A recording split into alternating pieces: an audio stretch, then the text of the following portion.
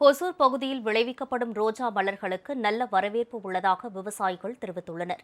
கிருஷ்ணகிரி மாவட்டம் ஹொசூரில் ஏறத்தாழ 5000 ஏக்கர் பரப்பில் விவசாயிகள் பசுமை குடில்கள் அமைத்து ரோஜா மலர்களை சாகுபடி செய்து வருகின்றனர். தாஜ்மஹால், கோல்ட் ஸ்ட்ரைக், அவெஞ்சர் உள்ளிட்ட 22 வகையான உயர்வகை ரோஜாக்களை சாகுபடி செய்து புத்தாண்டு, கிறிஸ்துமஸ் போன்ற விழா காலங்களில் வெளிநாடுகளுக்கு விவசாயிகள் ஏற்றுமதி செய்து வந்தனர். ஆனால் வானூர்தி கட்டண உயர்வு போன்ற காரணிகளால் வெளிநாடுகளுக்கு ஏற்றுமதி செய்வதில் விவசாயிகளுக்கு ஆர்வம் குறைந்தது. தற்போது ஜெய்ப்பூர், டெல்லி, மும்பை உள்ளிட்ட நகரங்களில் உயர் வகை ரோஜா பூக்களுக்கு வரவேற்பு அதிகரித்துள்ளது. அதே நேரத்தில் பருவம் தவறி பெய்த மழையால் பூக்களில் நோய் தாக்குதல் ஏற்பட்டு 50 விழுக்காடு வரை உற்பத்தி பாதிக்கப்பட்டுள்ளது. உள்ளூரில் மலர்களுக்கான தேவை அதிகரிக்கும் நிலையில் அதனை ஈடு செய்ய முடியாமல் தவிப்பதாக விவசாயிகள் கூறியுள்ளனர்.